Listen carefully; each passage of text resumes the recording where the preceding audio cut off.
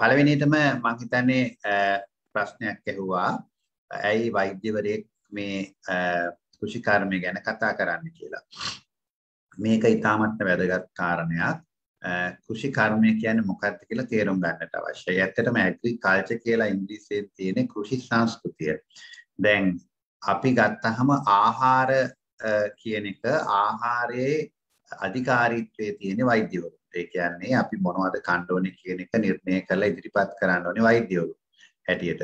හැබැයි ආහාර නිෂ්පාදනය කියන එක තමයි මේ කෘෂි සංස්කෘතියෙන් සිද්ධ වෙන්නේ. එතකොට කෘෂිකර්මය කියලා අපි මේ හඳුන්වන වැරදි ඒකේ වචනයක් හැටියට ඇත්තටම කෘෂි සංස්කෘතිය තමයි ආහාර නිෂ්පාදනය කරන එකකින්ද වෛද්‍යවරු හැටියට නිවැරදි ආහාර නිෂ්පාදනය වෙනවා නම් විතරයි ඒ කෘෂි සංස්කෘතිය අපිට නිරෝගීකම ලබා දෙන්නේ. ඒක නිසා මේ ප්‍රශ්නේ අහපු නිසා මම හිතුවා මම ජාත්‍යන්තර මේ වැඩමුළුවකට ඉදිරිපත් කරපු මේ ආහාරය කියන්නේ මොකක්ද කියලා තියෙන කාරණයක් පිළිබඳ ස්ලයිඩ්ස් කීපයක් නැත්නම් ඒ කරුණු කීපයක් ඔබතුමන්ලට මුලින්ම ඉදිරිපත් කරලා මෙතන දැන් බලන්න මේ ඉදිරිපත් කරලා තියෙන්නේ how safe the food we consume කියලා. හරිනේ? how safe the food we consume කියන එක. ඒ කියන්නේ අපි ආහාරය අපි දැනට ගන්න ආහාරය කොච්චර අපිට සුරක්ෂිතද කියන එක අපි ඉතාමත් වැදගත් මාතෘකාවක්. විශේෂයෙන්ම රාජකීය විද්‍යාලයක මම ඊට කලින් වැඩසටහන් කීපයක් කරා මේ සම්බන්ධව. මොකද දැනට අපි ආහාරය ගන්න ආහාරය පිළිබඳ නිවැරදි ආහාරය දක්වා අපි මේක මෙහෙයවන්නට අවශ්‍යයි.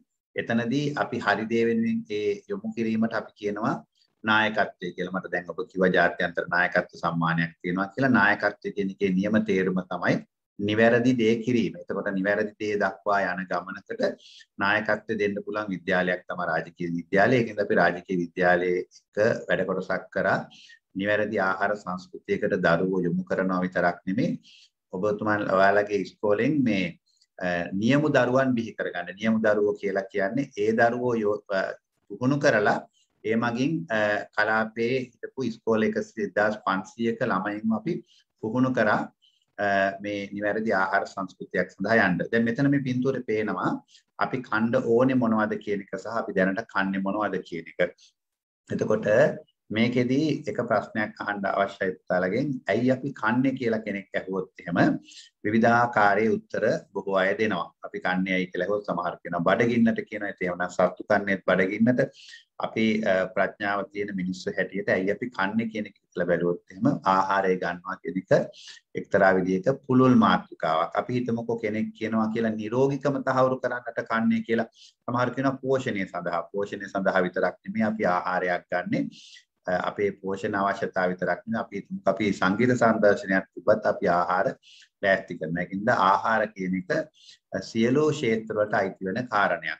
එතකොට අපි සෞඛ්‍ය ආරක්ෂා කරගන්න නැත්නම් නිරෝගීකමට කනවා කියලා කිව්වොත් අපි බලමු නිරෝගීකම පිළිබඳ තියෙන නිර්වචනයන් මොනවද කියලා.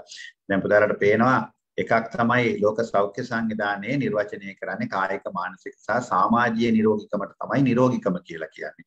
නමුත් අපේ රටේ තියෙන සංස්කෘතියේදී ආයු බල සැප වර්ණ ප්‍රඥා කියලා ප්‍රඥාව දක්වාම ඒ කියන්නේ අපේ බුද්ධිය විතරක් නෙමෙයි එතනින් එහා ගිය ප්‍රඥාව රැක ගැනීම දක්වාම මේ ආහාරය පාවිච්චි කරනවා. ඒකට තේරෙනවා ඇති ආයුෂ වැඩි වෙන්නත් බලය සැප මේවා දීර්ඝ විස්තර කරන්න ගියේ නැතත් වර්ණේ නැත්නම් තමන්ගේ පෙනුම මේ සියල්ලටම ආහාරය වැදගත්. ඒකින්ද මේක නිකම්ම පෝෂණ වුණතාවයක් පිරිමහන්න හෝ බඩගින්න නිවා දමන්න ගන්න දෙයක් නෙමෙයි. අපි ආහාරය කියන්නේ නිරෝගීකම අත් කර ගන්නවා කියන ක්ෂේත්‍රය හරහා බැලුවත්. එතකොට බටහිර ලෝකෙ මේ ආහාරයට දීලා තියෙන නිර්වචන ඉතාමත්ම ලිහිල්. දැන් මෙතන බලන්න ආහාරය කියලා ඒ අය හඳුන්වන්නේ යම්කිසි කෙනෙක්ගේ growth and energy ඒ කියන්නේ වර්ධනයයි ශක්තියයි දෙනවනම් ඒකට ආහාරයක් කියනවා. නමුත් අපි දැක්ක අපේ නිර්වචනය තුළ ඊට වඩා පුළුල් වටිනාකමක් ආහාරයට දීලා තියෙනවා බටහිර ලෝකයට සාපේක්ෂව. ඒක නිසා තමයි අපේ සම්ප්‍රදායික ආහාර රටාවේ තිබ්බ වැදගත්කම ගැන අපි දිගින් දිගටම කතා කරන්න ඕනේ කියලා අපි කියන්නේ. එතකොට අපි බලමුකෝ අපි බටහිර වෛද්‍ය විද්‍යාව පැත්තෙන් ගත්තොත් එහෙම බටහිර විද්‍යාවේ කියනවා මේ තමයි බටහිර විද්‍යාවේ පියා හිපොක්‍රටිස් කියන්නේ. එතුමා කියනවා let food be thy medicine, medicine be thy food. ඒ කියන්නේ ආහාරයයි ඖෂධය, ඖෂධයයි ආහාර. එහෙමනම් බටහිර විද්‍යාවේ පියාගේ තියෙන මූලික හරයට අපි ගියොත් එහෙම එයා කියනවා food is the medicine කියලා. ඒ කියන්නේ ආහාරයයි ඖෂධය කියලා කියනවා. එhmenan ඖෂධ වෙනම තියෙන්න බෑ. ඒකින්ද ඖෂධීය ආහාර කියන සංකල්පය තමයි තියෙන්න ඕනේ. එතකොට අපේ කෘෂි කර්මාන්තය තුලින් නිෂ්පාදනය වුණේ අතීතයේදී ඖෂධීය ආහාර. අද අපි ඖෂධීය ආහාර නෙමෙයි වසවිස දාපු ආහාර කියලා කියන්නේ. ආහාරයේ තියෙන ප්‍රයෝජනෙ විතරක් නෙමෙයි ආහාරයෙන් අපිට හානියක් කරන තත්ත්වෙටම ගිහිල්ලා තියෙනවා. දැන් මේ ඖෂධීය ආහාර කියන අපේ තිබ්බ සංකල්පය අද බටහිර ලෝකේ ගන්න ෆන්ක්ෂනල් ෆුඩ්ස් නැත්නම් ක්‍රියාකාරී ආහාර කියලා. ඒ කියන්නේ ආහාරයෙන් සැලසෙන සේවාව පෝෂණ උණතාවයේ සැපදීම විතරක් නෙමෙයි රෝගවලට අවශ්‍ය කරන ඒකන වළක්වා ගැනීමට ඒ වගේ රෝග තියෙන අය රෝග වලින් මිදීමට ඒ කියන්නේ ඖෂධීය ආහාර කියන සංකල්පය විශේෂයෙන්ම ඈතට දිවෙනවා මේ කියන මේ මූලික සංකල්පය තුල ඉස්සර තිබ්බ. එතකොට අපි ගත්තොත් එහෙම දැන් අපි කන්නේ මොනවද කියලා ගත්තොත් එහෙම අපි කන ආහාරයේ සමහර ඒවා ආහාරය කියලා හඳුන්වන්න පුළුවන් මේ කොළ පාට අන්තයේ තියෙන එක. නමුත් අපි වසවිස දැම්මොත් ඒකට ආහාරයක් කියන්න බැරි බව සාමාන්‍යයෙන් උදාලට තේරෙනවා ඇති බුද්ධිය පාවිච්චි කරපුවාම. ඒක නිසා අද වෙලා තියෙන ආහාරය සමහර විසකාරී ද්‍රව්‍ය වලට ආහාරයයි නිර්වචනයට අරගෙන අපිට මේ විනාශකාරී තත්ත්වයක් ඇති කරලා තියෙනවා. අනේ එතනදී තමයි මේ කෘෂි සංස්කෘතිය මේ වසවිසට යොමු වීම පිළිබඳ අපි වෛද්‍යවරු හැටියට විරුද්ධ වෙන්න ප්‍රධාන කාරණේ වෙලා තියෙන්නේ. ඒක නිසා අපි වෛද්‍යවරු හැටියට අද වෙලා තියෙන්නේ අපි හෙල්දි ෆුඩ් නැත්නම් සුවදායී ආහාර අපි කන්න කියලා කියනවා. නමුත් ඒකෙන්ම තේරෙනවා සුවදායී ආහාර කන්න කියන එකෙන්ම තේරෙනවා ඒ කියන්නේ සුව නැති ආහාර විශාල ප්‍රමාණයක් මෙතනදී තියෙනවා කියන එක තේරෙනවා. එතකොට බොහෝ අය හිතන් ඉන්නේ ආහාර අපි වැරදියට ගත්තොත් එහෙම අපිට සිද්ධ වෙන්නේ පෝෂණ ඌනතා සැලසීම විතරයි කියලා.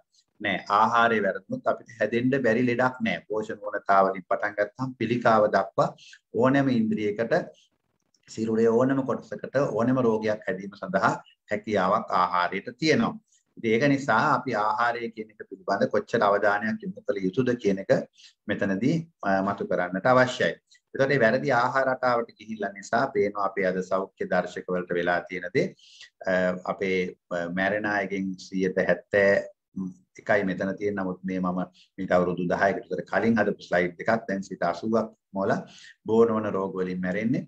එතකොට ඒ බෝනවන රෝග වලට එකතු කරලා කියන වචනයක් අපි පාවිච්චි කරන මෙටබොලික් සින්ඩ්‍රෝම් කියලා. ඒ කියන්නේ අපි ඉස්සර දියවැඩියාව කියලා කියවනේ දියවැඩියාව කියලා කියන්නේ ඇඟේ සීනි වෙනස් වෙනවා. රුධිරයේ සීනි වෙනස් වෙනවා. දැන් පුතාලට තේරෙනවා රුධිරයේ සීනි තනියෙන් වෙනස් වෙන්න බෑනේ.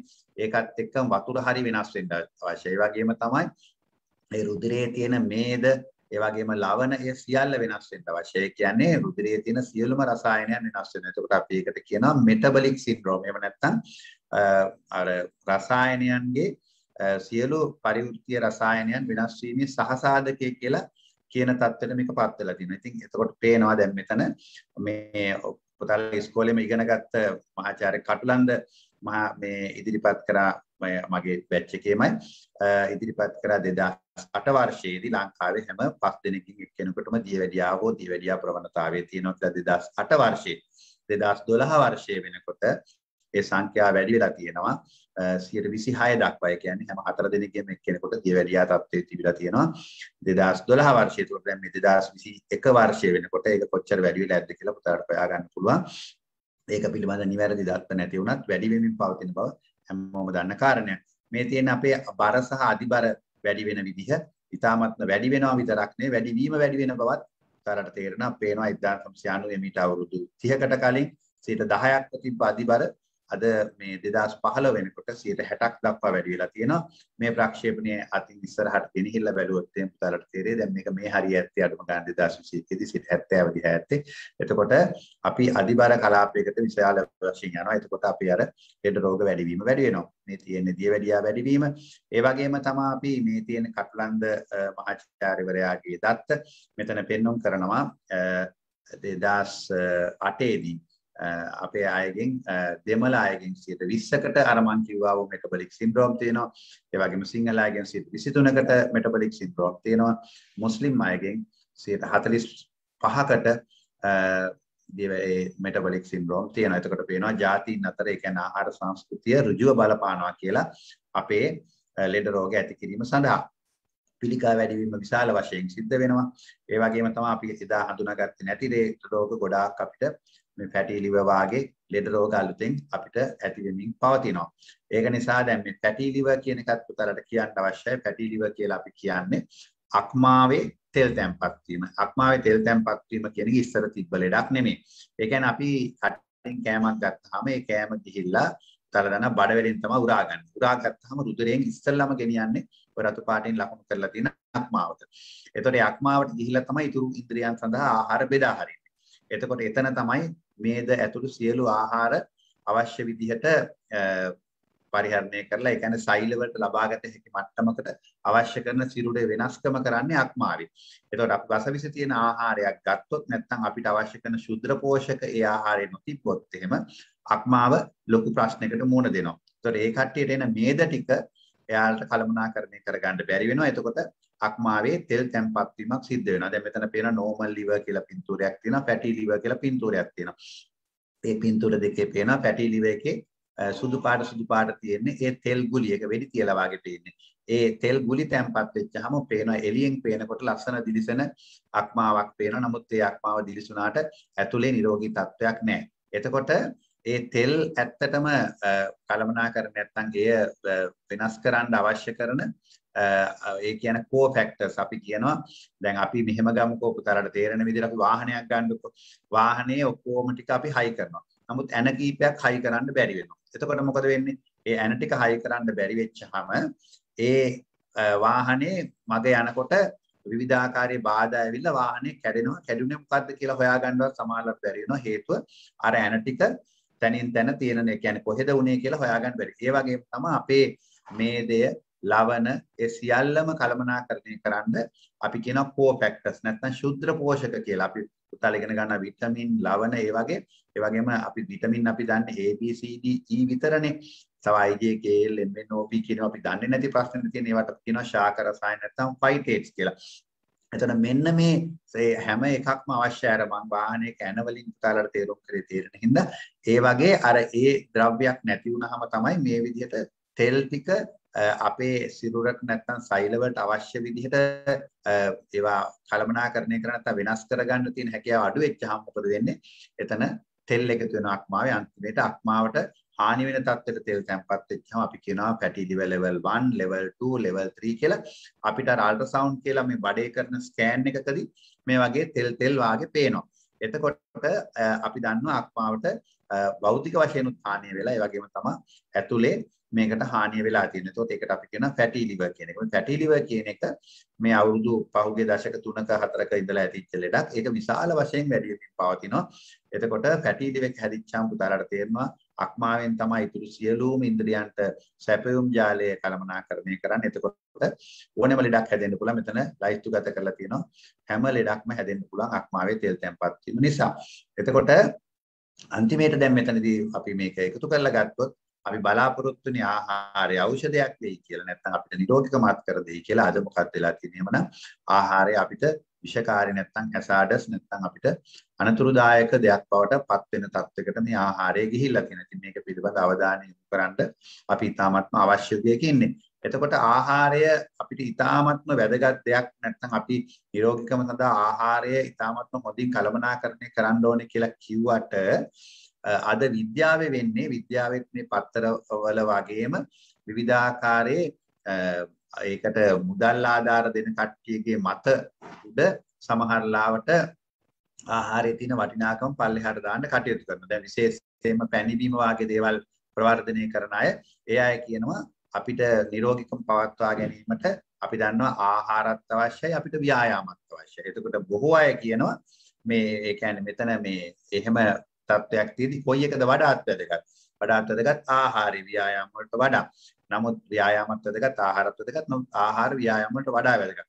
නමුත් බොහෝ විට මේ වගේ සමාගම් කරන්නේ අර කරන විද්‍යාඥයන්ට සල්ලි දීලා ව්‍යායාම ආහාරයට වඩා වැදගත් කියලා ඒ අය දත්ත පළ කරන විද්‍යාත්මක සංග්‍රහවල. ඒක නිසා බොහෝ අය හිතන් ඉන්නවා ආහාරය මොනවා ගත්තත් කමක් නැහැ ව්‍යායාම කරනවා නම් කියලා. ඒ කාරණේ වැරදි. ඇත්තටම ආහාරය තමයි ව්‍යායාම වලට වඩා වැදගත්. ඒ ආහාරයට පස්සේ තමයි ව්‍යායාම කරන ගැන අපි අවධානය යොමු කරන්න. මේ දෙක එකට සමාන්තරව ගියා. ඒක නිසා දැන් තියෙන තත්ත්වය ගැන අපි අනාගතයක් බලන්නට අවශ්‍යයි. අනාගතේ බලපුවාම අපි දකිනවා අපි කන්නේ මොනවද කියලා. වසවිස තියෙන එක. එතකොට අපි කනකොට ඒ සමග අපි පාවිච්චි කරන අනිකුත් පැනවීම ඇතුළු ද්‍රව්‍ය මේවා පිළිබඳ අවධානයක් හොඳටම අවශ්‍යයි. ඒ වගේම තමයි උත්තරට පේනවා මේ ස්ලයිඩ් එකේ කම්පිටි දරුවෙක්ගේ බර වැඩි වුණොත් ඒ දරුවාට දියවැඩියාව ඇතුළු රෝග හැදීමට තියෙන අවදානම 1.2 නෙමෙයි කිහිප ගුණයකින් වැඩි වෙන බව මේ ස්ලයිඩ් එකෙන් පේනවා. ඒක නිසාම කියනවා දැන් මේ පෝල් සිමට් කියන මහාචාර්යවරයා එතුමා තමයි ලෝක දියවැඩියා සංවිධානයේ නිර්මාතෘ මහාචාර්යවරයා. එතුමා කියනවා දැන් ඉන්න ළමයින්ට මේ වැරදි ආහාර පුරුදු නිසා ඉදිරියේදී දැන් ඉන්න වැඩිහිටි පරම්පරාවට කලින් මේ ළමා පරම්පරාව මේ යාමේ අවදානමක් තියෙනවා කියලා. ඒකින්ද එයා කියනවා this is the first generation where the children may die before their parents කියලා. ඒකට හේතුව තමයි දැන් බිහි වෙන දරුවන්ගේ මේ විදිහට අර මං ඉස්සෙල්ලා පෙන්නපු දත්ත හැටියට කිව්වොත් එහෙම අවුරුදු 40 45 සීමාවේදී ඒ අය මියන්නට නියමිතයි කියන එකයි එතුමා කියන්නේ. එතකොට දැන් ඉන්න දෙමාපියන්ට කලින් දැන් ඉන්න දරුවන්ට ඇති වෙලා තියෙන අවදානම වැඩි කියන එක පැහැදිලිව ප්‍රක්ෂේපණය කරනවා. එතන මේ ප්‍රක්ෂේපණය අපි බැලුවා ලංකාවට කොයි හැටියට ආදේශ වෙනවද කියලා.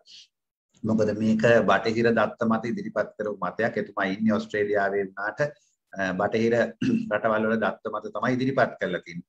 ඒක බලපුවම තමයි අපිට තේරුනේ කවුද ඉස්සෙල්ලා මැරෙන්නේ කියලා අපි හොයලා බැලුවා. ඒ කියන්නේ යුරෝපයේ ළමයිද අපේ ළමයිද කියලා. ඒකෝට අපිට පේනවා මෙන්න මේ දත්ත වාර්තාවෙන් අධිබර පන්තියට ගියාට පස්සේ ඉස්සෙල්ලාම මැරෙන්නේ ලංකාවේ නැත්නම් මේ සවුත් ඒෂියන් රටවල් වල ඉන්න ළමයි බව මෙතන දත්ත වලින් පේනවා. දැන් මෙතන පේනවා උදාලා බැලුවොත් එහෙම යම් කිසි බර මට්ටම ඉහළ මට්ටමක තියෙන එකක් ආදේශ කරලා බැලුවොත් එහෙම දැන් මේ 26ට දාලා බැලුවොත් එහෙම සුදු ළමයෙක් බර වැඩි නම් ඒ ළමයාගේ දියවැඩියා හැදීම ප්‍රවණතාවය 4 වෙනකොට අපේ දරුවෙක්ගේ දියවැඩියා හැදීම ඒ බර මට්ටමේ හිටපුවාම දියවැඩියා හැදීම ප්‍රවණතාවය 20 ගුණයක් වෙන 5 ගුණයකින් විතර වැඩි වෙන බව පේනවා. ඒක නිසා මේ අධිබර පන්තියට ගිහිල්ලා මුලින්ම මේ යන්නේ මේ ආසියානු කරේ අපි කියන එක මේ ස්ලයිඩ් එකෙන් පැහැදිලිව තේරුම් ගන්නට පුළුවන්. ඊළඟට මේ අපි එදා අපේ ඇඟේ සිරුරේ ව්‍යුහ අපි ගත්තොත් එහෙම ලොකුවට බඩවල් දාලා ඇඟේ තිබ්බේ නැහැ. හැබැයි අපිට සවි ශක්තිය හොඳට තිබ්බ. දැන් මෙතන පේනවා මේ බඩේ ඇබ්ඩොමිනල් ඔබේසිටි කියන එක වෙනම කතා කරන්න මාතෘකාවක් ලංකාවේ ඇබ්ඩොමිනල් ඔබේසිටි කියන 2009 පළ කරලා තියෙනවා ලංකාවේ දියවැඩියා සංවිධානයේ. එයා කියනවා 59 විතර ප්‍රමාණයක සදාසන් ප්‍රදේශවල ඇබ්ඩොමිනල් ඔබේසිටි නැත්නම් බඩේ ස්ථූලතාවය ඇවිල්ලා තියෙනවා කියලා. ඒ කියන්නේ අය බොහෝමයක් ලෙඩ රෝග වලට අත වනනවා කියන එක පැහැදිලි කාරණයක්. එතනින් පේනවා අපි අතීතයේදී බොහොම මේ අපේ සිරුර කොයි වගේද තිබ්බේ කියලා. අද ඉන්න කට්ටිය මෙතන පේනවා. එයා ගොඩක් මහතයි. එයාගේ ජීවිතේ ගුණාත්මක භාවය හොඳයි කියන්න බෑ. මේ අයට විවිධාකාර ලෙඩ රෝග තියෙනවා. ඒ වගේම තමයි තමන්ගේ සිරුර හසුරවා ගැනීම කියන එකත් ලේසි පහසු නැති බව මෙතනින්ම පේනවා. එතකොට මේ බඩේ ඒ කියන්නේ ඇබ්ඩොමිනල් ඔබේසිටි කියන එක වෙන මාතෘකාවක්. මම දැනට ඒකට යන්න බලාපොරොත්තු වෙන්නේ නැහැ. ඒකෙන් සාමාන්‍යයෙන් සෙන්ටිමීටරයක් වැඩි වෙනකොට ජීවිත කාලය අවුරුද්දක් විතර කොට වෙනවා කියන එක තමයි සාමාන්‍ය දත්තේ පළ කරන්නේ. අර සිගරට් බොනවා වගේම තමයි මේකිනුත් ජීවිත කාලය කොට වෙනවා. මොකද ඒ බඩේ තෙල් තැන්පත් වෙනකොට ඇඟේ ඇතුලේ ඉන්ද්‍රියයන්ගේ විශාල වශයෙන් තෙල් අවශ්‍ය ප්‍රමාණ වලින් තැන්පත් වෙනවා කියන කාරණේ උඩ ළමයින්ගෙත් අද එදා අපේ තිබ්බ සිරුරු ප්‍රමාණයත් එක්ක සලසලා බලන්න අවශ්‍යතාවයක් තියෙනවා. ඒ වගේම තමයි මෙතනදී මෙන්න වැදගත්ම දෙයක් තමයි මේ මම දාලා තියෙන්නේ. ඒ තමයි food is non weapon warfare. ඒ කියන්නේ ආහාරය පාවිච්චි කරනවා රටවල් විනාශ කරන්න. දැන් අපි දකිනවා හයිටි වගේ රටවල් වල එයාගේ පසේ තියෙනවා ටයිටේනියම් කියන එක. ඒක නිසා ඇමරිකාවට ඒ ටයිටේනියම් කියන දේ ලබා ගැනීමට අවශ්‍ය නිසා ඒ රටේ මිනිස්සුන්ගේ උපතේදී ආයු කාලය අවුරුදු 95ක් තිබ්බ රටක්. ඒ රටේ මිනිස්සුන්ට ආහාරය තුලින් තමයි අය විනාශ කරන්න පාවිච්චි කරපු එකම වෙලමක්. ඒ අයට පාන් පිටි නිකන් දුන්නා. පාන් පිටි කියන එක හොඳ දෙයක් නෙමෙයි. ඒ නිකන් දුන්නා. ඒ වගේම තමයි ඒක නිසා පාන් පිටි දැන් අපි දකිනවා මේ ගෙවල් අසලේ මේ චූම් පාන් කියාගෙන එහෙම මේ යන කලාවක් දකිනවා. ඒ විදිහ තත්ත්වයකටපත් කරා. ඒ වගේම තමයි ඒ කට්ටියට බියර් නිකන් දුන්නා. අරක්කු ලාභ කරා. ඒ වගේම තමයි ඒක නිසා ආහාරය පාවිච්චි කළ ඒ කට්ටියගේ උපතේදී ආයු කාලය මේ වෙනට අවුරුදු 45ක් අඩු කරලා තියෙනවා. ඒ විදිහට ආහාරය පාවිච්චි කරලා තියෙනවා සමහර රටවල් විනාශ කිරීම සඳහා. ඒක නිසා අපි මෙතනදිත් කල්පනා කරන්නට අවශ්‍යයි. අපි මේ වසවිස තියෙන ආහාරය තුලින් අපි මේ විදිහට ගියොත් එහෙම මම ඉස්සරහා ස්ලයිඩ්ස් වලදී පෙන්නන්නම් අපිට කොච්චර විනාශයක් ළඟා වෙමින් තියෙනවද කියන එක. ඒක නිසා මේක ඉතාමත් වැදගත් මාතෘකාවක්. මේක කෘෂිකර්මයට පමණක් සීමා කරන්න බෑ. ජාතික වශයෙන් අපේ රටේ මිනිස්සු ජීවත් වෙනවද නැද්ද කියන එක තීරණය කරන මාතෘකාවක් බවට මේ ආහාරයපත් වෙලා තියෙනවා. එතකොට ඒ ආහාරය පත් කර බවට තියෙන එක සාක්ෂියක් මම ඉදිරිපත් කරන්නේ මේ පෙන්වන්නේ මේ බ්‍රවුන් රීග් කියන ආණ්ඩුකාරවරයා ගැන පුතාලා දන්නවා ඇති පුතල තියෙන පුතාලගේ ඒකෙදි එතුමා ලංකාවට ආපු වෙලාව මොකක්ද ඉස්සෙල්ලාම කියන්නේ වංශාධිපතිතුමනි ඌවෙල්ලස්සට ගිය මගේ ප්‍රථම නිල ගමනින් පසු මගේ හිත තුළ බලවත් හැඟීමක් ඇති විය. ඌවෙල්ලස්ස ලක්දිව වනෝද්‍යානයක් යයි කිව හැකියි. සෑම ප්‍රදේශයකම ගොවිතැන් කොට තිබේ. මුළු ප්‍රදේශයේම පළතුරු ගස් වලින් පිරී පවතී. වංශාධිපතිතුමනි ඌවෙල්ලස්සේ නිපදවන දී වලින් මුළු රටම ස්වයංපෝෂිත කිරීමට හැකි වන පමණක් නොව ඉන්දියාවටද සහල් සැපේ. මේ තමයි අපේ තිබ්බ තත්ත්වය. එතකොට මේ තත්ත්වය විනාශ කරන්න මොකද කරේ? එතකොට පුතාලට තේරෙනවා අපි ධාන්‍ය අපිට ගොඩාක් තිබ්බා, එළවලු තිබ්බා, පළතුරු තිබ්බා. ඒ සියල්ලම අපි අපේ ඉබේ වැවුණ ඇත්තටම අපි වසවිස ගැහුවේ නැහැ.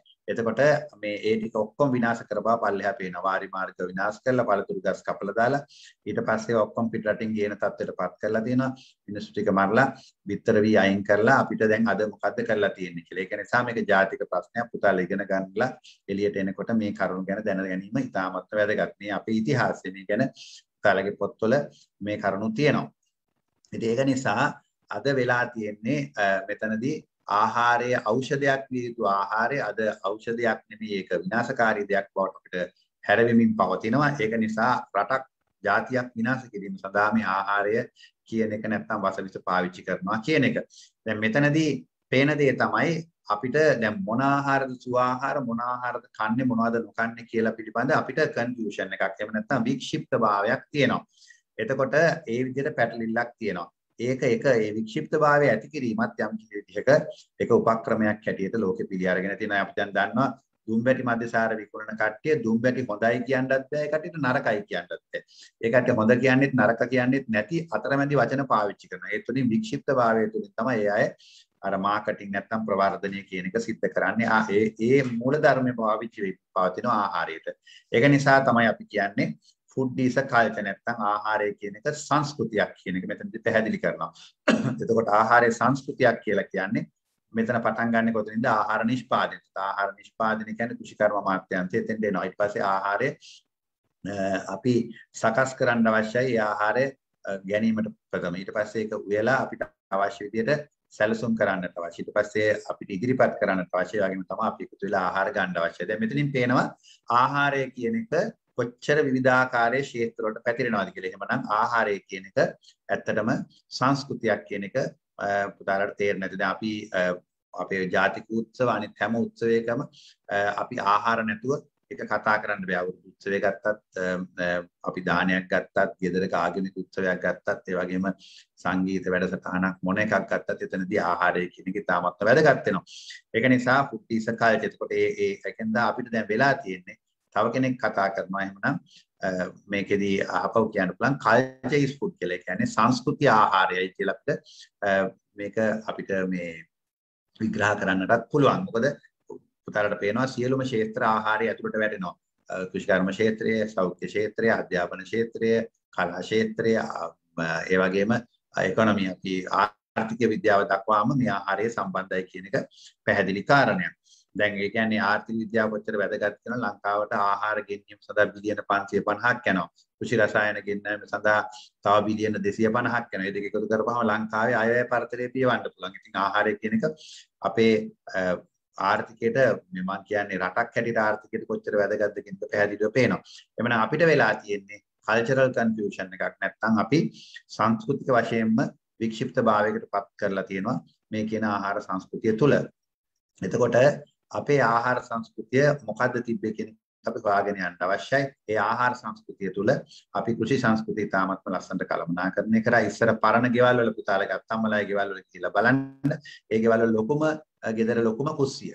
මොකද ඒ කුස්සිය නැත්නම් ඒකට මුළු තැන්ගේ කියලා කියන්නේ ඒකේ තමයි අපේ නිරෝගීකම අවශ්‍ය කරන දේවල් සම්පාදනය කරන්නේ. ඒ අය ආහාර වෙනකම ගණනාවක් දැනගෙන හිටියා. සාමාන්‍ය ලංකාවේ කෙනෙක් ආහාර එක මාසයකට ආහාර වර්ග 800ක් විතර පාවිච්චි කරා කියලා තමයි ගමේ ඉන්න කාලේ කට්ටිය තත්ත්වයේ තිබේ. නමුත් දැන් අද නගරේ ඉන්න කට්ටිය මාසයකට ආහාර 32කට සීමා වෙලා තියෙනවා. එතනින්ම පේනවා අපේ ආහාරය කියන එක කොච්චර මේ පල්ලෙහාට වෙලා භෝග විවිධත්වය ආහාර විවිධත්වය කොච්චර අඩු වෙලා තියෙනවද කියන එක. ඒ විවිධත්වය අඩුවීම තුළ අපිට මයික්‍රෝනියුට්‍රියන්ට්ස් නැත්නම් ශුද්ධ පෝෂක හිගවීමට බලපාන්න පුළුවන්. ඒ තුළ අපිට ආහාරය ආහාරයෙන් ලැබිය යුතු ප්‍රයෝජනෙ ලැබෙන්නේ නැති වෙනවා.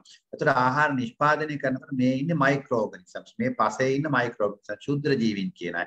ඒ අය තමයි අපිට ඕනේ විටමින්, ඛනිජ ලවණ ඒවා ටික ඔක්කොම සම්පාදනය කරලා දුන්නේ. නමුත් මේ වසවිස හෙලීම නිසා මේ අය ඔක්කොම ටික අහෝසි වෙනවා. එතකොට අපිට හොඳට කන්න දෙන්න නැත්නම් අපේ ශුද්ධ පෝෂක දැන් මේ බෝනවන රෝග වලට ප්‍රධාන හේතුවක් මම ඉස්සෙල්ලා කිව්වා වාහනේ එන වාගේ කියලා. අන්න ඒ ටික සම්පාදනය කරන්නේ මෙන්න මේ ඉන්න ශුද්ධ ජීවීන් ටික. ඒ ශුද්ධ ජීවීන් ටික අපි වසවිසට ගහපුවම පස්සේ අය අයින් වෙනවා.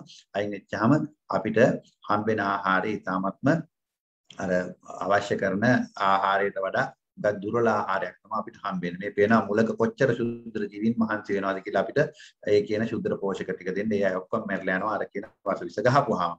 ඒක නිසා අපි වසවිස සම්බන්ධයෙන් ගත්තත් ලෝකේ වැඩිම වසවිස කාපු රට හැටියට අපි මේ ඉස්සරහට ඇවිල්ලා තිබ්බා. මේ පළකරන දත්තේ පේනවා ලංකාව වස කනවා කියලා හිතුවත් ලෝකේ වැඩිම වස කන රට බවට ලංකාවපත් වුණා.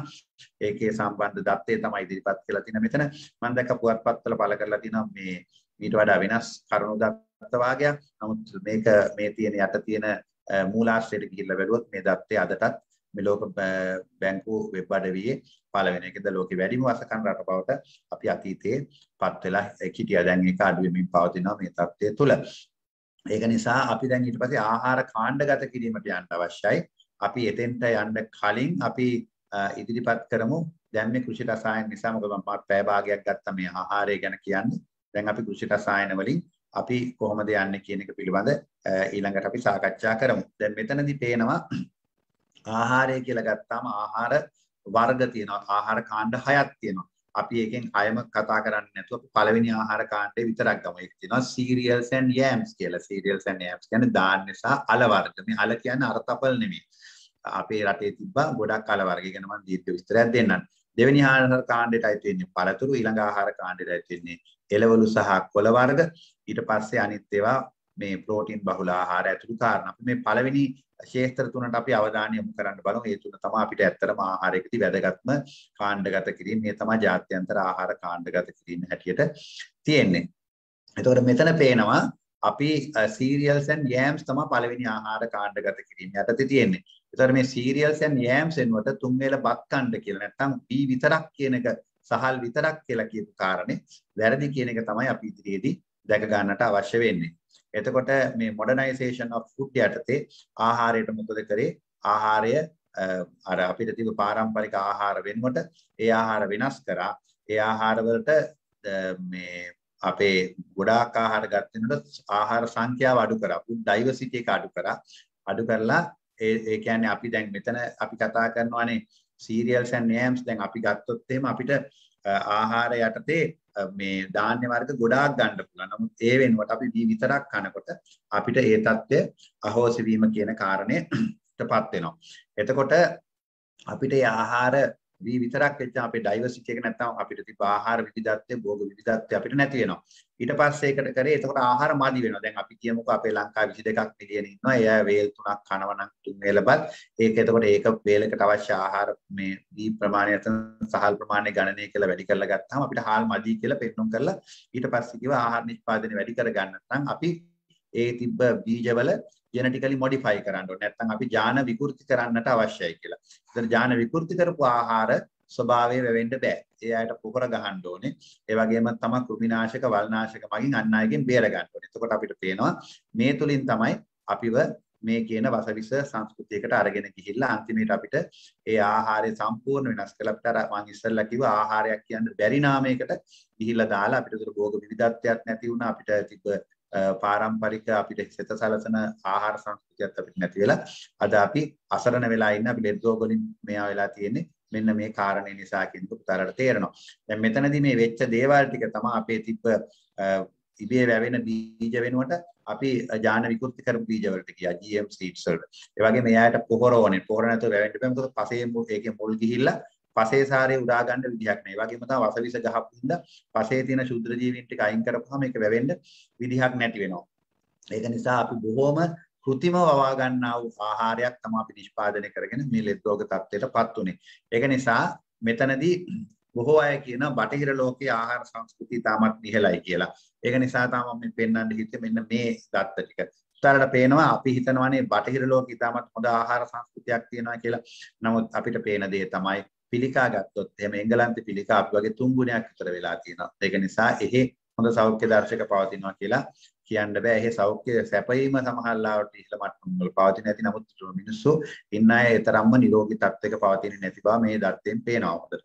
ඒක නිසා අපිට බටහිර තියෙන ක්‍රමවේදයන් මෙහාට ආදේශ කරන්න ගියොත් අපිට තිබ්බා වගේ 3 ගුණයක් ලෙඩ වෙනවා කියන එක මේ කියන ස්ලයිඩ් එකෙන් පුතාලට පැහැදිලිව පේනවා.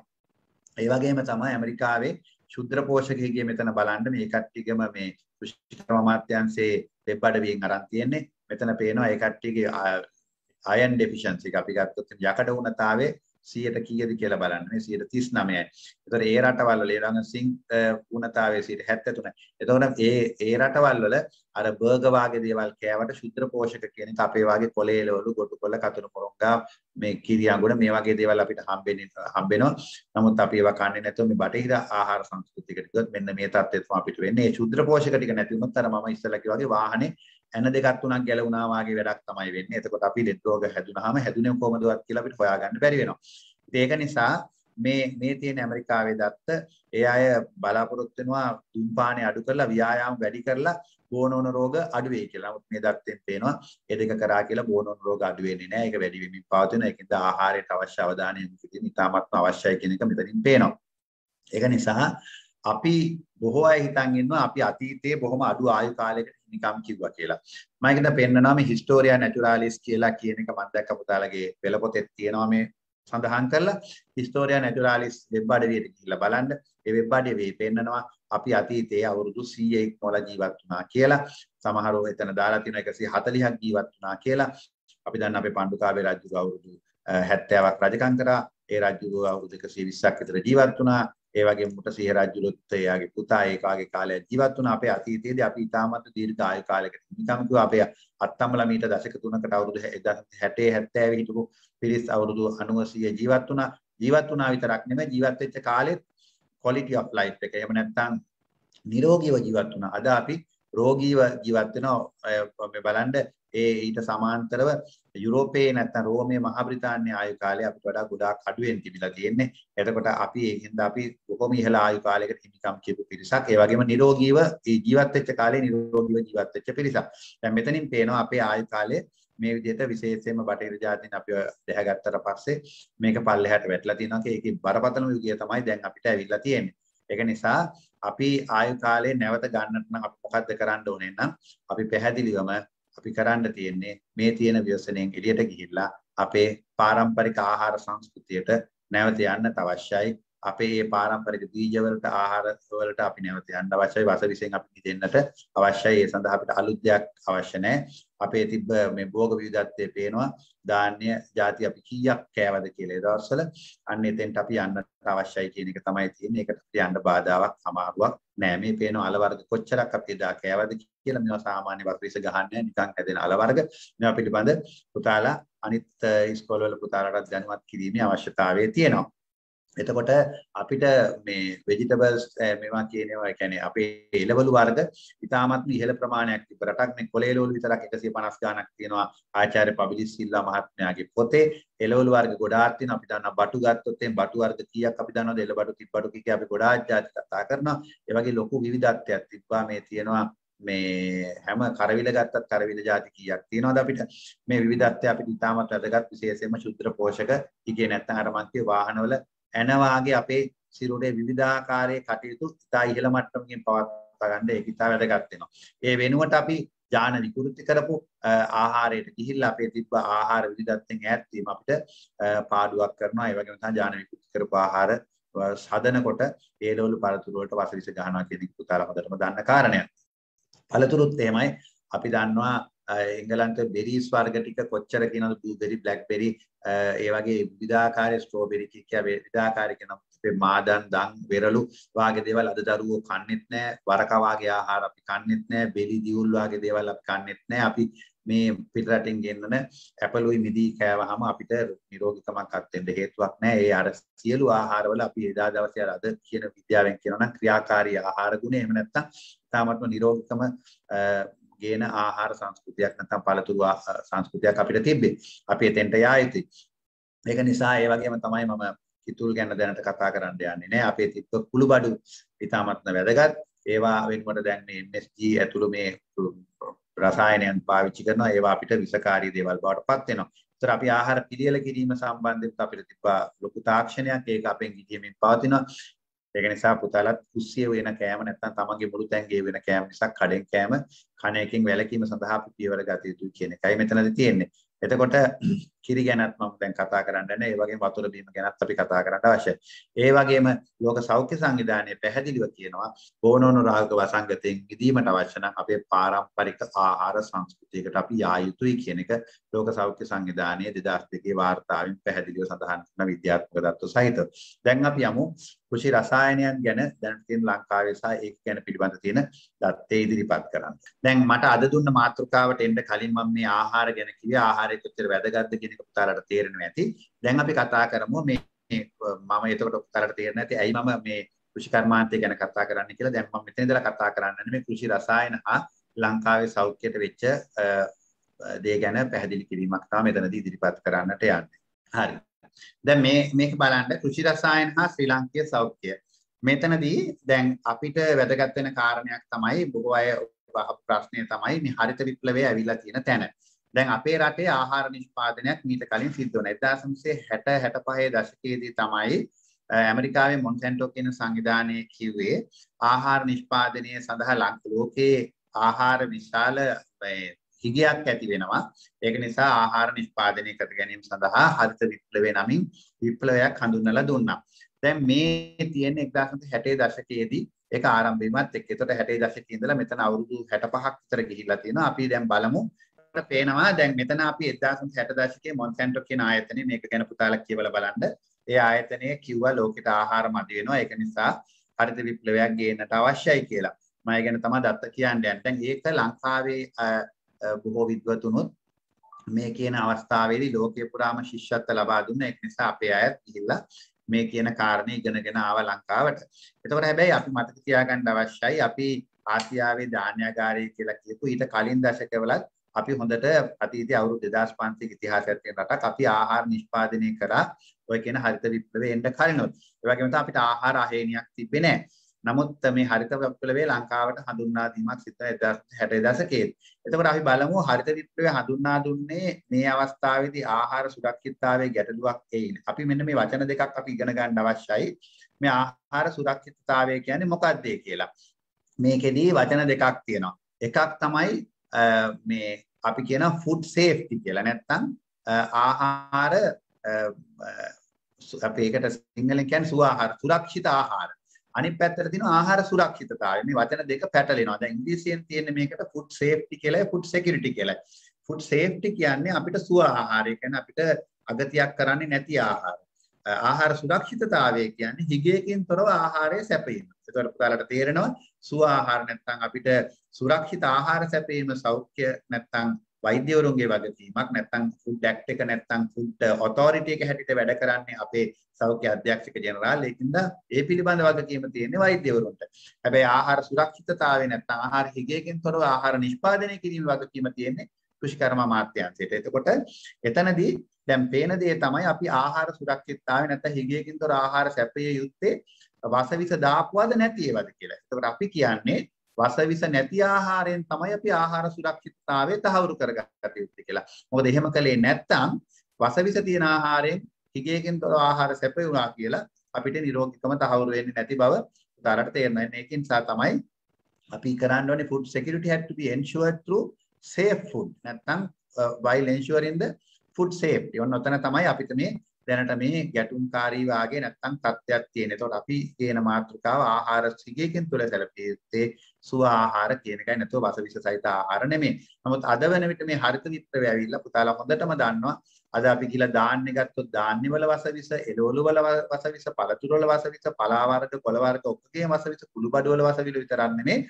අපි බොන වතුර වලත් අපි ගොඩාක් වසවිස දාලා තියෙන හේතුව ඒ විශේෂයෙන් ලංකාවේ හැදිලා තියෙන ජල පෝෂක ප්‍රදේශය අපිට වතුර අපි බොන්නේ ලංකාවේ ගංගාවලින්. ඒ කියන්නේ අපි දැන් මේ කොළඹ කට්ටිය බොන්නේ කැලණි ගඟෙන්. එතකොට ඒකට කියනවා මතු පිට ජලය කියලා. දැන් ලෝකේ සමහර ටිකක් ඔය කාන්තාර වාගේ තියෙන රටවල් වල භූගත ජලය නැත්නම් බිමින් අපි උඩට ගන්න වතුර තමයි බොන්නේ.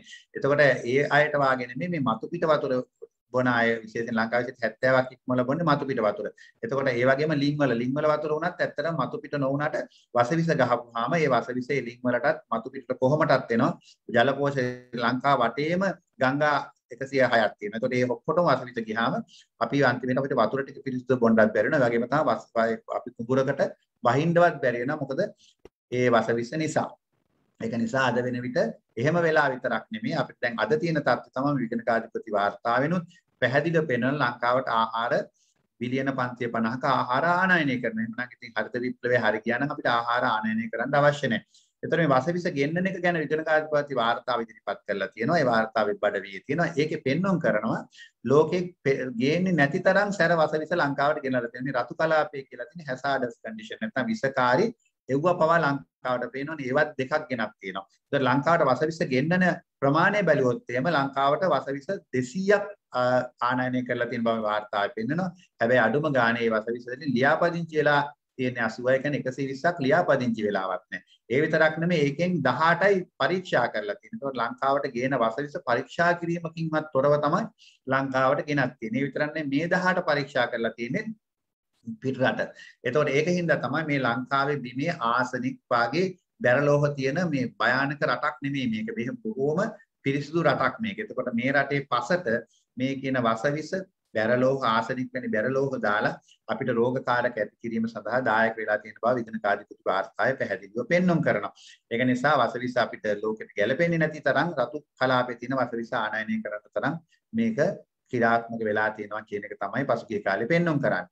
එතකොට අපි දකිනවා මේ තියෙන අපි කියනවා නම් දැන් හරිත විප්ලවය ඇවිල්ලා අපිට ආහාර වලින් අපි ස්වයං පෝෂිත වුණා කියලා මේ පේනවනේ මේ ලංකාවට දැනට ගෙන්නන ආහාර ප්‍රමාණය ධාන්‍ය ගෙන්නනවා තෙල් ಜಾති එළවලු පළතුරු හැම එකක්ම ලංකාවට ගෙන්නනවා. ඉතින් අපි හරිත විප්ලවයෙන් මේ තරම් දෙයක් ලැබුණා නම් ඇයි අපි මේවා ගෙන්නන්නේ? ඒක නිසා අපිට හරිත විප්ලවයෙන් සතක් සැලසිලා නැති බව තමයි මෙතනින් පෙන්වන්නේ.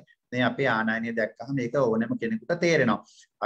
අපි ඇත්තටම ආහාරයෙන් ස්වයංපෝෂිත වෙලා හිටියා විතරක් නෙමෙයි අතීතයේදී අපි පිට රටවල් වලට ධාන්‍ය පිටරට යව බව පුතාලා දන්නවා. මේක පෙරදිග ධාන්‍යාගාරයක් කිව්වේ ඒක අදාතිත වෙලා තියෙන්නේ. සම්පූර්ණ මේකේ අනිත් පැත්ත බව පිටරදී පැහැදිලිව පේනවා. එතකොට ඒකින්ද ආහාර සුරක්ෂිතතාවය මම ඉස්සෙල්ලා කිව්වා අපිට සුව ආහාරත් නැති වෙලා ගිහින් තියෙනවා මේ හරිත විප්ලවයෙන් හින්දා. ඒ වගේම තමයි අපිට ආහාර සුරක්ෂිතතාවයත් පැහැදිලිවම නැති වෙලා ගිහිල්ලා තියෙනවා. සියලු ක්ෂේත්‍ර ධාන්‍ය එළවලු පළතුරු හැම එකම වෙලා තියෙනවා කියන එක උත්තරට පැහැදිලි. එතකොට ආහාර සුරක්ෂිතතාවය තහවුරු කරලා නැත්නම් මොකද බොහෝ අය කතා කරන වසවිස තහනම් කරපුවාම අපේ ආහාර සුරක්ෂිතතාවය නැත්නම් අපිට ආහාර හිගයක් කියලා. හිගේ දැනටත් තියෙනවා කියන එක මම මෙතනදී කියන්නේ. ඒක නිසා අපි ඒ විතරක් නෙමෙයි දැන් මේ ආහාර වලට විතරක් නෙමෙයි අපි බිලියන 550ක් අපි වසවිස ගෙන්නන්න පිටරටට සල්ලි යවනවා. අපිට ඒ සල්ලි ටිකත් අහක යනවා. අඩුම ගානේ ඒ සල්ලි ටික හරි තිබ්බනම් අපේ ඩොලර් එක හරි රැඳෙනවා මේ ඉහළ යන්නේ නැතුව. ඒක නිසා අපිට අද ඒ වගේම තමයි අපිට ලෙඩ රෝග ගොඩක් ඇති වෙලා තියෙනවා. මම ලෙඩ රෝග ගැන තමයි විශේෂයෙන් අද කතා කරන්න යන්නේ. එතකොට ආහාරයේ ප්‍රධාන අරමුණ කියන එක සෞඛ්‍ය කෙනෙක් පුතාලට කිව්වා. එතකොට අපි ආහාර ඖෂධීය ආහාර ගත්ත මිනිස්සු జాතිය. ඒක හිපොක්‍රටිස් කියලා තියෙන බවත් මම කිව්වා. ඒක නිසා මෙතනදී හරිත විප්ලවය නිසා අපිට උනේ මොකද්ද? 4 දෙනෙක්ගේ සෞඛ්‍යයන් නැති වෙලා තියෙනවා. පළවෙනි දේ තමයි ගොවියාගේ සෞඛ්‍ය විනාශ වෙලා තියෙනවා. ඇත්තටම ගොවියාගේ සෞඛ්‍ය විතරක් නෙමෙයි විනාශ වෙලා තියෙන්නේ. අවුරුදු 65ක් හරිත විප්ලවය ගිලත් අද ගොවියා කියන පුද්ගලයා ඉතාමත්ම දුප්පත්. එතකොට ගොවියෝ ලංකාවේ ඉන්නවා ගොවි පවුල් ලක්ෂ 30ක්. ලංකාවේ ඉන්නේ ලක්ෂ 50යි පවුල්. ඒකෙන් 30ක්ම ගොවි පවුල්. එතකොට අපිට ගොවි පවුල් දුප්පත් වෙලා නම් සෞඛ්‍ය පිරිහිලා නම් ඒක රටේම සෞඛ්‍යයට බලපානවා. දෙවෙනි එක තමයි මේ ගොවිතැන් කරන්නේ නැති අනිත් අයටත් ලෙඩ රෝග බොහෝමයක් ඇති වෙලා තියෙනවා. වසංගත රෝග මම ඒක ඉස්සරහට පෙන්නන්නම්. ඒ වගේම තමයි පසේ සෞඛ්‍ය අපි කියනවා soil health කියලා. soil health කියන මාතෘකාව ලංකාවේ කතා කරන්නේ නැති තත්ත්වයට ගිහිල්ලා තියෙනවා. නමුත් අපි ගත්තොත් මේ කලාපී අනිත් රටවල් වල soil health නැත්නම් පසේ සෞඛ්‍ය ගැන මහජනතාවගේ සෞඛ්‍ය හා සමානවම ඒ අය කටයුතු කරනවා. ඒ වගේම තමයි වතුරේ සෞඛ්‍ය අපිට විනාශ වෙලා තියෙනවා. ඒක නිසා වතුර බොනවා තියා අඩුම ගානේ අතට ගන්නවත් බෑ. නමුත් අතීතයේදී කෘෂි කර්මය කරද්දී වක්කඩෙන් වතුර බොන්න පුළුවන්කම තිබ්බා. ඒ වගේම තමයි කුඹුරු වල ඒ වතුර බැන්දහම මාළු එහාට මෙහාට ගියා. කක්කුට්ට වැනි සත්තු ලොකු අය හිටියා. ඒ වගේම තමයි චූටි පණුව, ඇතුළු ගැඩවිල්ලු, ඒ වගේම ශුද්‍ර ජීවීන් කියන සියලු දෙනාගෙන් සමන්විතව අපි ආහාර නිෂ්පාදනය වුණා. මම ඉස්සෙල්ලා ස්ලයිඩ්ස් වල පුතාලට පෙන්නවා. ඒ සියල්ල අහෝසි වෙලා තියෙනවා. එහෙනම් හරිත විප්ලවය නිසා සෞඛ්‍ය විනාශ වෙලා තියෙන ගොවියාගේ සාපේ විතරක් නෙවෙයි පසේ සහ වතුරෙත් විනාශ වෙලා තියෙනවා කියන එකයි කියන්න අවශ්‍ය.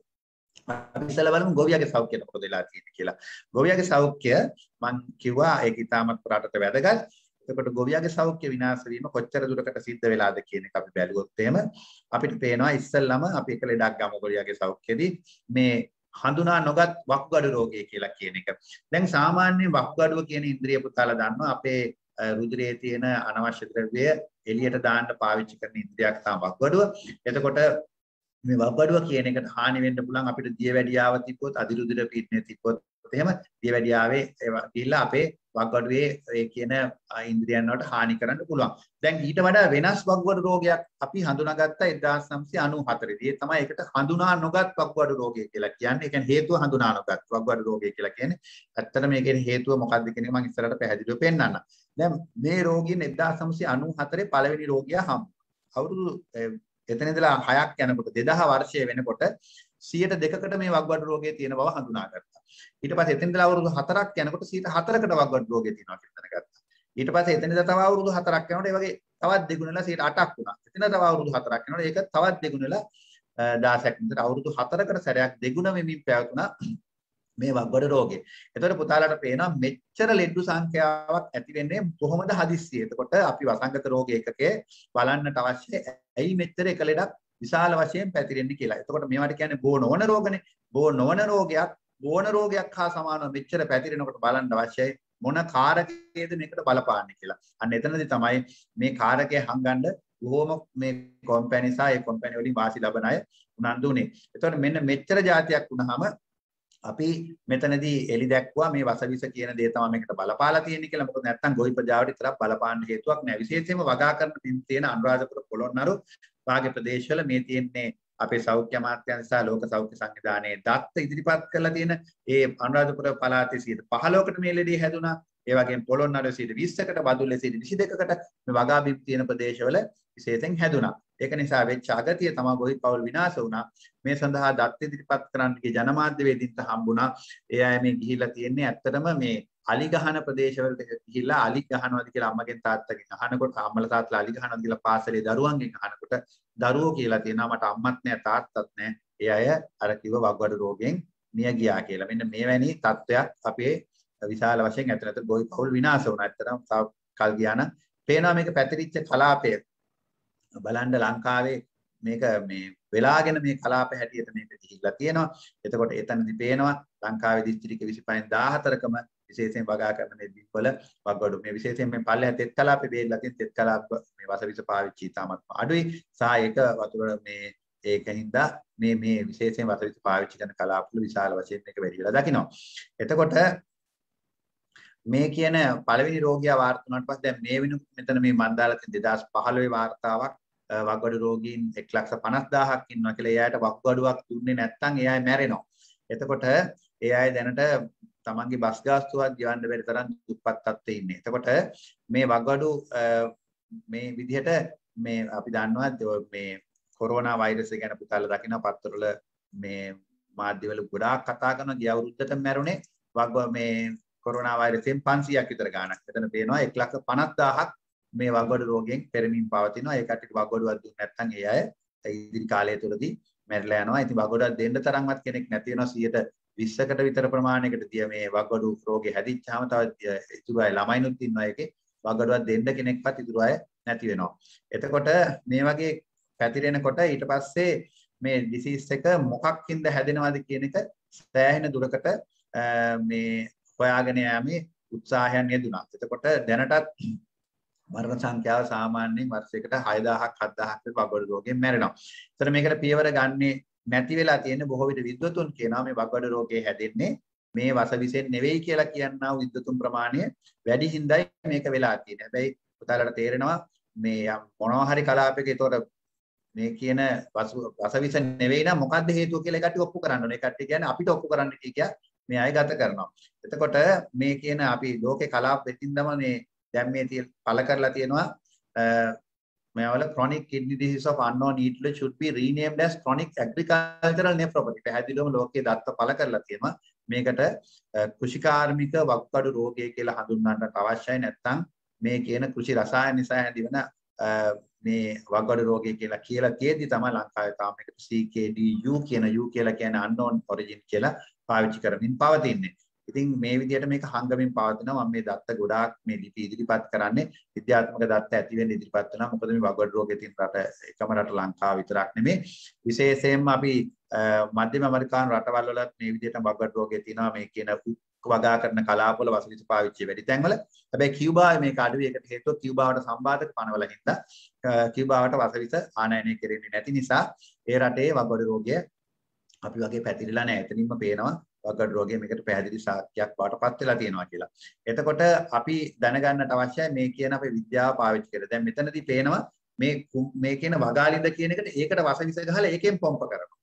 ඉතින් මේ කලාපෙම නැත්තම් ඒ භූගත ජලයයි සියල්ලම මේ වසවිස පැතිරිලා ගිහිල්ලා පාවිච්චි කරන්න කොහොමද බොණ්ඩ තියා කිසිම දෙයකට පාවිච්චි කරන්න බැරි තත්ත්වෙට මේ විදිහටපත් වෙනවා. ඉතින් මේ විදිහට තමයි අපේ පසුගිය අවුරුදු 60 30 මේ කියන කෘෂි කලාප තුළ මේ විදිහට රෝගය ඇති වුණේ. ඒකින්ද ඉස්සෙල්ලා මේ රෝගය ඇති වුණේ වැඩිහිටියන්ට විශේෂයෙන් කුරට යන අයට, පස්සේ ඒක තරුණයන්ට, ඉස්සෙල්ලා තාත්තට, ඊට පස්සේ අම්මට, ඊට පස්සේ ළමයින්ට විතරක් නෙවෙයි දැන් අපේ බිලිඳුන්ටත් මේ කියන කලාපවල රෝගය ඇතිවීම ඇති වෙලා තියෙනවා. දැන් මේකේ පෙන්නනවා දැන් මේ දත්තේ ළඟදී 2018 පළ කරපු එකක් අනුරාධපුර ප්‍රදේශයේ මෙතන පේනවා මේ ප්‍රාථමික පාසල් වල ළමයි ගැන පළ කරලා තියෙන අවුරුදු 5ත් 11ත් කියන්නේ ප්‍රයිමරි ක්ලාසස් වල ළමයි 2880ක් පරීක්ෂණයට භාජනය කරලා තියෙන ඉස්කෝල 67කින් අනුරාධපුර දිස්ත්‍රික්කේ අරගෙන පරීක්ෂා කරලා බලපුවාම මෙතන කන්ක්ලූෂන් එක පුතාලට පේනවා මේ ළමයි 3 දෙනෙක්ගෙන් හැම මේ 3 out of 4 students has වගඩු දිය වෙන්න පටන් ගන්න තියෙනවා 75ක් ළමයිගේ. ඒතකොට ප්‍රාථමික පන්ති වලින් ළමයින්ගෙත් වගඩුව ඒ ප්‍රදේශවල දිය වෙන්න පටන් ගන්න තියෙනවා. ඉතින් මේක ලොකු ප්‍රශ්නයක්. එතකොට මේ පේනවා අලුත ඉපදිච්ච ළමයින්ගේ මුත්‍රා සාම්පල චෙක් කරපුවාම එයාගෙන් 30%කට කෘෂි රසායන මුත්‍රාවල තියෙනවා කියනවා. ඒකින්ද ඒ ළමයි ටික ඉස්කෝලේවත් යන්න හම්බෙන්නේ නැහැ. ඊට කලින්ම වගඩු ටික දිය වෙලා යයිද කියන බරපතල ප්‍රශ්නය තමයි මෙතනදී තියෙන්නේ. ඉතින් ඒකින්ද තමයි මේක සෞඛ්‍ය ප්‍රශ්නයක් වෙලා තියෙන්නේ. මේක කෘෂිකර්මයට විතරක් බාර දීලා ඉන්න පුළුවන් දෙයක් නෙවෙයි. මේ ලෙඩු ටික ඔක්කොම අපි ළඟට එන්නේ. ආපුවාම මේ දරුවෝ ටික ආවහම අපි වගඩු අර පුතාලා දන්නවා ඩයලිසිස් කියලා එකක් කරනවා. ඒකට ලොකු වියදමක් යනවා. සාමාන්‍ය එක වාරයක් කරන් රුපියල් 7200ක් මැෂින් කොස්ට් එක විතරක් යනවා. එතකොට ඒවා එන්න යන ඒ අයට ප්‍රවාහන ගාස්තු ඔක්කොම ගෙවපුවාම යන මුදල කොච්චරද බලන්න. ඒක 1000 ළමයි 1000 මේ රෝගීන් 150000ක් වෙනකොට ඒකෙන් වැඩි කරලා බලන්න කොච්චර වියදමක් යනවද කියලා මේ කියන වගඩු රෝගකට ප්‍රතිකාර කරන්න. එතකොට පොළොන්නරුවේ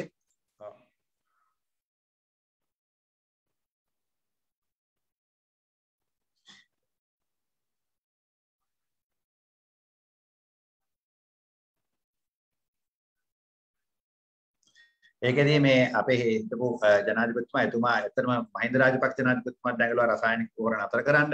එතුමාත් දැඟලුවා ඒ වැඩේ කෙරුන්නේ නැහැ. නමුත් එතුමා නැවත සැරයක් ග්ලයිෆොසේට් තහනම අයින් කරන වෙලාවේ එතුමා ප්‍රකාශයක් කරා අපි මේ කියන ග්ලයිෆොසේට් තහනම අයින් කරනවා නම් මේ කියන වග්වඩු කන්ටේනර් එකකුත් මේ ගමන් ලංකාවට ගේන්න වැඩ කරන්න කියන සංවේදී කාරණේ කියලා තිබ්බා. ඒතර මෙතනින් පේනවා අපේ ගෝවියාගේ සෞඛ්‍යයට කොච්චර මේ වසවිස තර්ජනයක් වෙලාද කියන එක. අපි බලමු මහ ජනතාවගේ සෞඛ්‍යයට මේක තර්ජනයක් වෙලා තියෙන හැටි. දෙවෙනි කාරණේ. පිළිකා. දැන් පිළිකා කියන එක ලංකාවේ ගේන්ගෙට තියෙන තත්යකටපත් වෙමින් පාත් වෙනවා. එතකොට දැන් ඒකේ මම සංඛ්‍යාලයකින් ඉදිරිපත් කරන්නම් පිළිකා රෝගීන් කොච්චරක් දැනට ලංකාවේ ඉන්නවද කියලා. පිළිකා වැඩි වෙනවා වේගය ඉතාමත්ම වැඩි.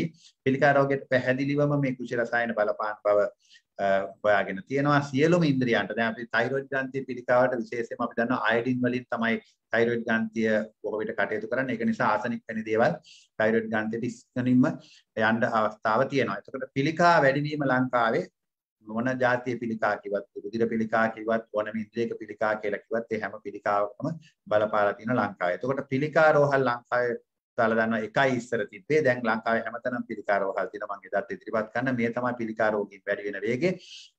එතකොට වේගෙන් වැඩි වෙනවා. මෙතන මේ දත්තේ අපි බලමු. මෙතන පේනවා 2008 වර්ෂයේදී පිළිකා රෝගීන් 19000ක් තිබ්බ එක දැන් මේ වර්ෂයේ වෙනකොට කීයක් වෙලාද 35000ක් දක්වා මෙතන මේ ඇවිල්ලා තියෙනවා. එතකොට උත්තරවල පේන එක කෙලින්ම දෙගුණයක් වෙලා තියෙනවා. එතකොට 35000 අපි බෙදුවොත් එහෙම ඒ කියන්නේ සංඛ්‍යාව දිනපත 5305න් බෙදුවොත් එහෙම දල වශයෙන් දවසකට පිළිකා රෝගීන් 100ක් අලුතෙන් ලියාපදිංචි වෙන තත්ත්වය. ඒතකොට පිළිකා රෝගියෙක්ට සාමාන්‍යයෙන් වියදම යනවා කෝටි 2ක්වත්. එතකොට පිළිකා රෝගීන් දවසකට 100ක් හැදෙනකොට කොච්චර පිළිකා. ඒකෙන්ද අපේ පිළිකා රෝහලට මේ සංඛ්‍යාව දරන්න බැරි වෙච්ච හින්දා ලංකාව පුරාම පිළිකා ප්‍රතිකාර මධ්‍යස්ථාන දැන් බිහි වෙලා තියෙනවා. උතරට පේනවා කීයක් මධ්‍යස්ථාන බිහි වෙලාද කියලා. හැම මධ්‍යස්ථානයකම සමහර විට ප්‍රතිකාර කරන්න ඉඩ මදි හින්දා ඒවා ලොකු කලාප බවට පත් වෙලා තියෙනවා.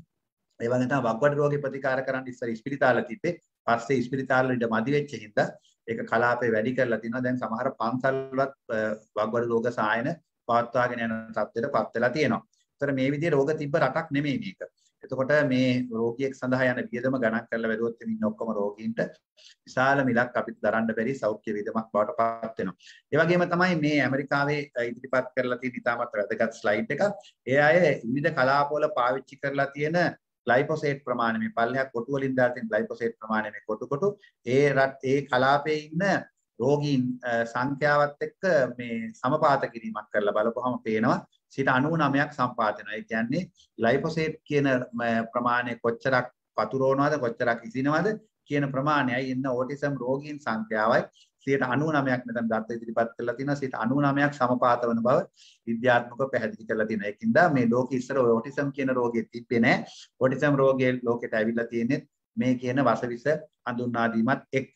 එතකොට බොහෝ අය කියනවා ඔප්පු කරලා පෙන්වන්න කියලා. මොකද මේක කෝරිලේෂන් එකක් විතරයි, කෝසේෂන් එකක්. එහෙම නැත්නම් මේක සමපාත වීමක් විතරයි. මෙය හේතුකාරකයක් බව ඔප්පු කිරීමට මේ විද්‍යාත්මක සාක්ෂිය මදි කියලා විග්‍රහ කරන පිරිසක් දැනට තමයි ඉන්නේ. ඉතින් ඒක නිසා ඇත්තටම මේකෙදි තේරුම් ගන්න අවශ්‍යයි. මම ඇත්තටම ලිපියක් ලිව්වා බෞද්ධ සංස්කෘතියේ නලපාන ජාතකය කියලා එකක් තියෙනවා. ඒ නලපාන ජාතකයේදී පෙන්වනවා කෝරිලේෂන් එක කෝසේෂන් එකට කොච්චර ළඟින් යනවද කියලා. මොකද ඒ කාරණය මෙහෙම තියෙද්දිත් මේක අනිත් පැත්ත හැරවීම සඳහා ඒකෙන්ද ඒකත් මැඩපවත්වාගෙන ග්ලයිෆොසේට් කියන එක හානියක් නැති බව කියනවා. නමුත් ඇමරිකාවේ ග්ලයිෆොසේට් වලට විරුද්ධව විශාල නඩු ප්‍රමාණයක් පවර්ලා විශාල වශයෙන් වන්දි ලබා ගැනීමේ කටයුත්තක් මේ අවස්ථාවේ සිද්ධ වෙනවා. එතකොට ෆැටි liver එකට වෙන්න බලපෑම මම කලින් කිව්වා. එතකොට අනිකුත් ගෝණවන රෝගات මේ විදිහට ඇති වෙන්න පුළුවන්. මම හිතන්නේ මගේ වෙලාව ඉවර වෙගෙන යන හින්දා මම ඕනෑම රෝගයක් මෙතනදී ඇති වෙන්න පුළුවන්. එතකොට අපේ ඊළඟට පසේ සෞඛ්‍ය ගැන මම අද කතා කරන්න යන්නේ නැහැ. නමුත් පසේ සෞඛ්‍ය ගැන පුතාලා විශේෂයෙන් ඉගෙන ගන්න ඕනේ. soil health කියන එක වෙනම විද්‍යාත්මක ක්ෂේත්‍රයක්. ඒ ගැන කතා කරන්න මට වඩා සුදුසු අය ඉන්නවා. ඒ ගැන මම මූලික කරුණු ටිකක් විතරයි ඉතුරු වෙන්නේ. එතකොට පස කියන එක බොහොම සජීවී දෙයක්. ඒක අජීවී දෙයක් නෙමෙයි. අජීවී දෙයක් වඩ පත් වුණොත් එම් පස තද වෙනවා. ඒකලින් වතුර ගිහිලා ගම් වතුර වගේ දේවල් සිද්ධ වෙනවා. පසේ සෞඛ්‍ය කියන එක පාරිසරික සෞඛ්‍යෙත් නැත්නම් අපිට ඉතාමත් වැදගත් කාරණයක් කියන එක. ඒක වෙනම විද්‍යාත්මක ක්ෂේත්‍රයක්. ඒකෙන්ද අපිට වෙන්න පුළුවන් හානිය බොහොමයි. මේ කියන පස අපි රැකගත්තේ නැත්නම් කියන එක තේරුම් ගන්නට අවශ්‍යයි. එතකොට ජලයේ සෞඛ්‍ය ගැනත් කියන්නට අවශ්‍යයි. මොකද ලංකාව අඩිය ගංගා රටාවක් තියෙන. එතකොට මැද පෝෂක ප්‍රදේශවලට වසවිස ගැහුවොත් මුළු රටම වසවිසෙන් සහිත වතුර තමයි අපිට බොන්නට වෙන්නේ, පරිභෝජනය කරන්නට වෙන්නේ. අපිට ලොකු විනාශයක් සිද්ධ වෙනවා කියන එක කියන්න අවශ්‍යයි. ඒක නිසා සෞඛ්‍ය කියන මාතෘකාව පැහැදිලිවම මේ කියන කෘෂි රසායන එක්ක බලපානවා කියන එක මම අලුතෙන් පුතාලට කියන්න දෙයක් නැහැ. පසේ ඉන්න ජීවිත විතරක් නෙමෙයි මේ ජීවීන් එක බෙදා හදා ගන්න අපිට විශේෂයෙන්ම බලපානවා කියන කාරණේ. ඒක නිසා තමයි මේ කාබනික පොහොර කියන සංකල්පයට අවිලා තියෙනවා. ඇත්තටම කාබනික පොහොර කියන්නේ එක පියවරක් විතරයි. අපි යන්න ඕනනේ ඊකෝ ඇග්‍රිකල්චර් කියන එකට. ඒ කියන්නේ පාරිසරික ගොවිතැනට. පාරිසරික ගොවිතැන ගැන කතා කරන්න අද වේලාව නෙමෙයි. මම සෞඛ්‍ය පැත්ත විතරයි මට කතා කරන්න කිව්වේ. මොකද පාරිසරික ගොවිතැන කියන එක ඉතාමත්ම වැදගත් දෙයක්. ඒක නිසා අපි දැන් අමාර කිරීම සඳහා මේක අවශ්‍ය මූලික සංකල්ප ටික සාරාංශගත කරමු. එතකොට අපි මේකෙදි බලාපොරොත්තු වෙන්නේ පාරිසරික කෘෂි සංස්කෘතිය බිහි කරන්න. පාරිසරික කෘෂි සංස්කෘතිය කියන එක කාබනික කෘෂි සංස්කෘතියෙන් ඔබට ගිය එකක්. ඒකෙදි පොහොර ඉබේම පරිසරයෙන්ම ලැබෙනවා. බීජ ටික අපේම බීජ ටික පැලවෙන්න ගන්නවා. ඒකට අපි බීජ දැන් අද වෙලා තියෙන්නේ බීජ ටික අපේ බීජ නොවන නිසා අපි මේ කියන ජාන විකෘති කරපු බීජ පිට රටින් ගෙන්නනවා. ඒතකොට බීජ වලටත් අපේ සල්ලි පිට රටට යනවා. බීජ ටිකවත් අපි හදාගන්නේ නැහැ. එතකොට ඊළඟට ඒ බීජ ටික මේ ස්වභාවික බීජ නොවන නිසා විශේෂයෙන් මේ බීජ ටික මේ කියන්නා වූ කෘතිමව සකස් කරලා තියෙන නිසා ඒ අයට පසේ මුල් පද්ධතියෙන් අපි බඩවැලෙන් අපේ කෑමුරා ගන්නවා වගේ මුල් වලට ගිහිල්ලා පසේ තියෙන ගුණාත්මක දේවල් තෝරාගෙන බේරාගෙන කෘමීන් එක්ක නැත්නම් ඒ කියන ශුද්ධ ජීවීන් එක්ක එකතු වෙලා උරා ගැනීමේ හැකියාව අඩුයි. ඒක නිසා ඒ අයට පොහොර දාන්නට අවශ්‍යයි. ඒ වගේම තමයි ඒ අයට ස්වභාවයේ තියෙන වල් කියලා හඳුන්වන අනිකුත් ශාක එක්ක ඒ වගේම කෘමීන් එක්ක මුණ දෙන්නට බැරි වෙනවා. ඒක නිසා ඒ අයට කෘමිනාශක වල්නාශක දෙන්න වෙනවා. මේ සියල්ල සඳහා විශාල මුදලක් අපෙන් රටෙන් එළියට යනවා. ඒක වගේම අපේ සෞඛ්‍ය පිරිහිලා තියෙනවා. ඒ සියල්ලෙන්ම ස්වයංපෝෂිත රටක් වෙන්නට මේ කියන පාරිසරික කෘෂි සංස්කෘතිය අපේ තිබ්බ කෘෂි සංස්කෘතියට නැවත යාම ඉතාමත් වැදගත් වෙනවා. එතකොට මේක අපි අද ඉඳලා නැවත සරක් මේ කියන මේ කාබනික නැත්නම් හරිත ශ්‍රී ලංකාවක් එහෙම නැත්නම් පාරිසරික කෘෂි සංස්කෘතියෙන් බිහි ශ්‍රී ලංකාවකට අපිට ලැබෙන ලාභේ සෞඛ්‍ය විතරක් නෙමේ අපි හැම පැත්තෙම ආර්ථික වශයෙන්ුත් අපි මෙතනදී ඉන්ඩිපෙන්ඩන්ට් නැත්නම් අපි ස්වාධීන බවට පත් වෙනවා. ඒ වගේම තමයි අපි එතකොට ක්‍රියාකාරී ආහාර අපේ පාරම්පරික ආහාර සියල්ලක්ම ගුණ ගැන මම අද කතා කරන්න වෙලාව නෙමෙයි. ඒවා හුඟක් ඒවා අපි ක්‍රියාකාරී ආහාර ගණයට දාන්න පුළුවන්. ඒ තුලින් අපිට විශාල වශයෙන් මුදල් උපයා ගන්නට පුළුවන්. අපේ ඩොලරය ශක්තිමත් කර ගන්නට පුළුවන්. එතකොට අපිට පේනවා සෞඛ්‍ය කෘෂිකාර්මික විතරක් නෙමෙයි ආර්ථික කියන හැම අංශයකටම මේ කියන්නා වූ තීරණය ඉතාමත් වැදගත් වෙනවා. ඉතින් මෙතනදී පේනවා දැන් තියෙන තත්ත්වයේ කොහෙත්ම අපි ඉදිරියට යන්න බෑ. දැන් මේ කියන වසවිස අපි තහනම් කළ යුතුයි කියන එක විද්‍යාන ගාතෘ වාර්තාවේ පැහැදිලිව සඳහන් වෙනවා. ඒක නිසා මෙතනදී මේ ගැන විරුද්ධත්වය පළ කරන අය ඉදිරිපත් කරන්නේ අපි අස්වැන්න අඩු වෙයි කියලා. ඒ අස්වැන්න අඩුවීම කියන එක ඒක වෙනම කතා කරන්න මාතෘකාවක් මම අද වෙලාවෙ කරන්නේ නෙමෙයි. පොහොර කියන කාරණේ අපිට කාබනික පොහොරේම නැත්නම් අපිට මේ කියන පාරිසරික කෘෂි කර්මාන්තයේ පොහොර නිෂ්පාදනය කරගන්න අපිට හැකියාව තියෙනවා. ඒ වගේම තමයි ආහාර සුරක්ෂිතතාවය ගැන වචන තව කීපයක් කරලා මම ඉවර කරන්නම්. ආහාර සුරක්ෂිතතාවය කියන එකේදී මෙන්න මේ කාරණා වැදගත් වෙනවා.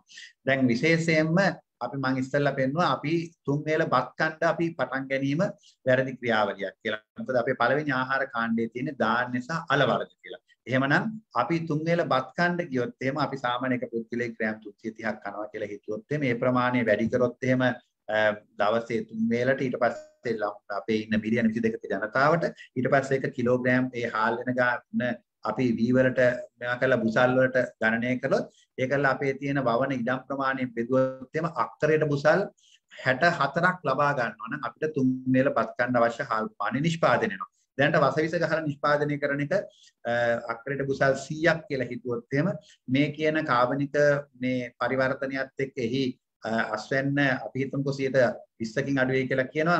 අපි 40කින් අඩු වෙනවා කියමුකෝ. ඒත් අපිට අක්‍රේට බුසල් 60ක් ලැබෙන්නට අවශ්‍යයි. ඒකින්ද අපි වී වලින් විතරක් අපි කෑම කෑවත් අපිට ආහාර අහිමියක් එන්න හේතුවක් නැහැ. ඒක කෘත්‍රිමව නිර්මාණය කළේ නැත්තම්. ඒ වගේම තමයි අපි මෙතන පෙන්නලා දීලා තියෙනවා අපිට කියලා තියෙන්නේ ධාන්‍ය සහ අල වර්ග මිසක් තුන් වේල බත් කන්න නෙමෙයි. ඒක නිසා ධාන්‍ය සහ අල වර්ග අපිට කන්න පුළුවන් ಜಾති පහක් මෙතනදී අපිට හිතන්න පුළුවන්. ඒ තමයි අපේ පාරම්පරික සහල් වර්ග.